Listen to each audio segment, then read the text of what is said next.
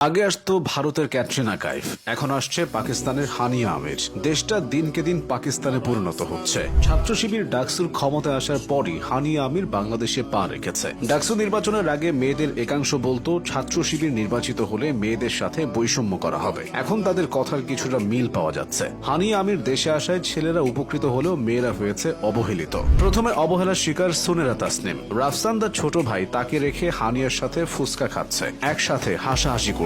সোনেরা হয়তো এবার তার ফ্যাশন ব্লগ ছেড়ে দিয়ে ছেলেরা কিভাবে মেয়েদের মন ভাঙে এবং কেন ছেলেদের বিশ্বাস করা উচিত না এ নিয়ে ধারাবাহিক ভিডিও বানাবেন। শুধু সোনেরা না, হানিয়া আমির আশায় আরো অনেকে কষ্ট পেয়েছে। সিমরিন লুবাবা তাদের একজন, কারণ হানিয়ার পেছনে পড়ে লুবাবাকে এখন কেউ খুঁজছে না। উপস্থাপিকা স্মিতা চৌধুরী ফেসবুক পোস্টে হানিয়ার প্রতি রাগ উগরে দিয়ে লিখেছে, হানিয়া আমির যদি চুল কালো করে ফেলে তোমার পাশের বাসার মেয়ের মতোই লাগবে। আরেক উপস্থাপিকা আর যে সমৃদ্ধি তাবাসসুম নিজের শাড়ি পরা ছবি শেয়ার করে লিখেছে, সবাই হানিয়া আমির করছেন। বাঙালি মেয়েরা যে কত সুন্দর, আশেপাশে তো আর চোখ পড়ে না। মেয়েদের এত এত কষ্ট দেখলে হানিয়া নিজেও হয়তো বাংলাদেশে আসতেন না। আগে হানিয়াকে দেখার জন্য বাংলাদেশের অনেক ছেলে পাকিস্তানে যাওয়ার স্বপ্ন দেখত। এখন পাকিস্তানে না গিয়েই তাদের সে আশা পূর্ণ হয়েছে। অন্যদিকে মেয়েরা এখানেও অবহেলার শিকার। তাদের জন্য ফাওয়াদ আফজল খান ও ওয়াহাজ আলীদের কেউ নিয়ে আসছে না। কথায় আছে, খেতে দিলে বসতে চায়, বসতে দিলে শুতে চায়। বাংলাদেশের ছেলেদের অবস্থাটাও এখন এমন। তারা হানিয়া আমিরকে রেখে এখন দূরেই ফিশানকে দেখার আবদার করছে।